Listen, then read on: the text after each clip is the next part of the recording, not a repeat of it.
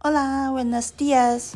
Vincent 今日嚟到呢個叫陽光之都嘅葡萄牙首都里斯本嘅，會準備同大家試下佢嘅海鮮飯同埋葡撻啦，仲會咧同大家參觀一下當地嘅特色景點㗎。準備好，我哋就一齊去探索一下啦。第一站就嚟到呢一間出名食海鮮飯嘅店鋪，就喺聖胡斯塔升降機附近㗎。原來咧預約咗同walk in 都係排同一條隊嘅，好在當日咧都唔係太多人，咁大家嚟嘅時候都要留意一下啦。呢個海鮮飯咧就係2人份量嚟嘅，但係唔少㗎，仲有好多嘅海鮮喺裏邊，有我中意食嘅蝦、蟹同魷魚啊，仲好新鮮，味道仲好鮮甜添噃，而我中意食嘅蟹膏都有啊。食完就行過隔離奧古斯塔街呢一間嘅新派葡撻店呢，我哋喺波爾圖都已經食過嘅，係好好味嘅。而喺法國都有佢哋嘅分店添㗎，等我哋入去買翻幾件食下先。除咗葡撻，豬扒包都係葡萄牙嘅特色食物嚟㗎，佢哋都係切薄片嘅製法啦，同埋比較濕潤嘅。包入邊咧都冇加醬料㗎，都冇乜嘢花巧嘅。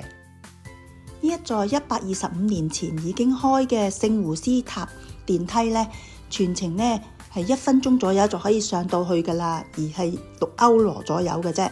好可惜咧，我哋去到嘅時候係維修緊啊。雖然要行上去啦，但係咧都好開心啊，可以見到咁靚嘅風景。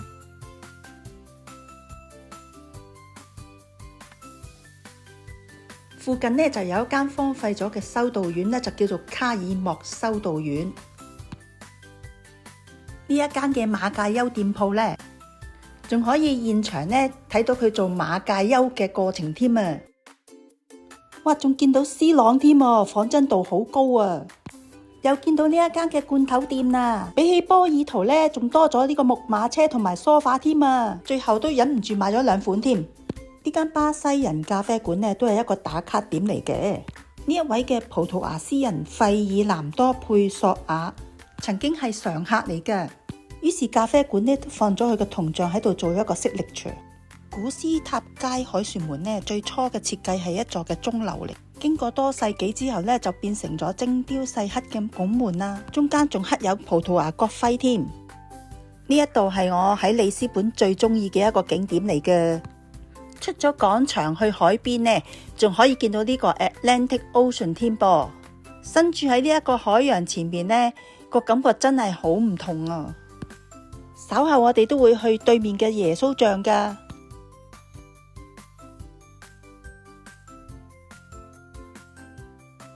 海邊度咧，仲見到有個人喺度砌緊沙堆啊！可以喺我留言度講下你見到啲乜嘢動物啦。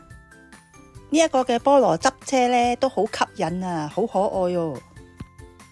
我都打返張卡先。嚟到里斯本就一定要搭下佢嘅28號電車，可以去觀景台嘅。由於里斯本咧係坐落喺7個山丘，所以亦都叫做7丘之城㗎。而觀景台都比較多嘅，我哋都隨意嚟咗呢一度啦。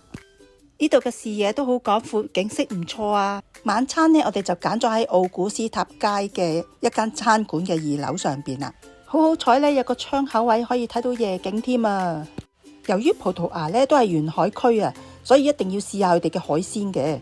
沙甸魚係我嘅摯愛，當然唔可以少啦。而佢嘅海鮮飯呢，比起今日嘅 UMA 呢就遜色好多啦，海鮮都少好多，飯嘅質感都比較腍。另外呢一個嘅八爪魚飯呢都一般啦。到咗第二朝呢，就準備去地鐵度呢買一張24小時嘅車飛啦。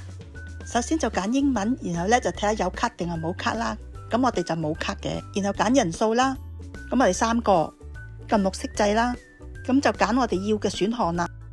咁有唔同嘅配搭啦，有呢一個巴士、地鐵同埋船嘅，亦都有一個巴士同地鐵啦。咁我呢就會揀呢一個嘅巴士同地鐵啦，然後就每人一張卡啦，再撳綠色掣就揀俾卡嘅，然後就可以拍卡啦。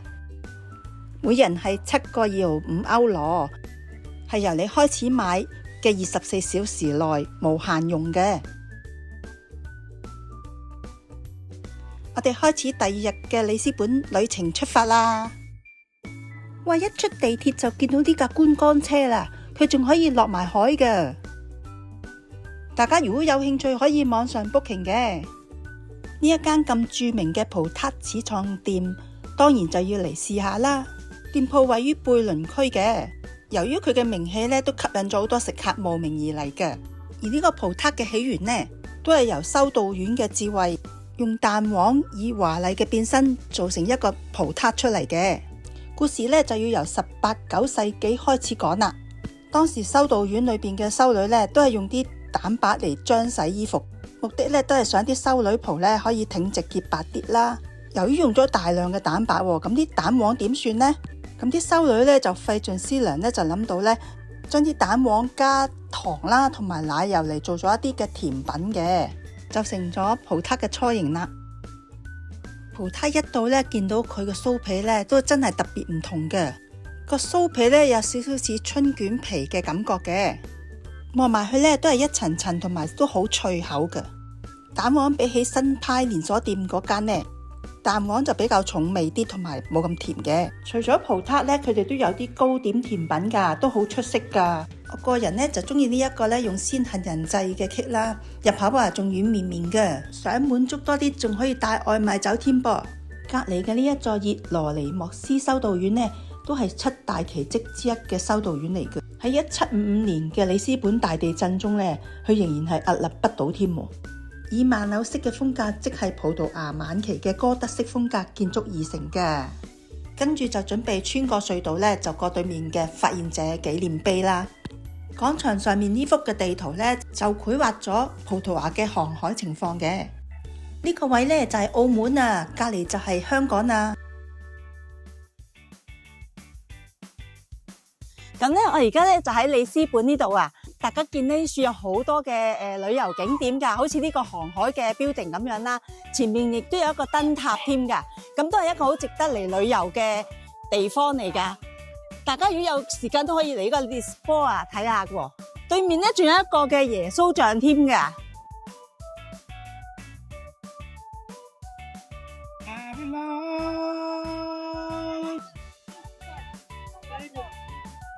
準備去文創區嘅 LX Factory 啦，喺4月25日大橋下邊已經活化咗，成為城市中嘅藝術村啊！星期日仲會有市集添嘅。呢一間嘅書店呢，都被譽為世界上最美麗嘅書店之一嚟噶，而佢嘅前身呢，就係一間印刷廠嚟嘅。附近嘅商店呢，仲係寵物友善嘅添噃。準備去耶穌像啊，咁我哋就搭咗架巴士呢，橫跨咗呢一個嘅4月25日橋。落咗車呢，我哋沿路呢都要行大概20分鐘左右呢，先到達呢個耶穌像嘅。如果想乘搭電梯上觀景台呢，大概要收費5歐嘅。而我呢，就選擇唔上啦。喺呢度呢，我亦都可以俯瞰晒里斯本嘅全景啊！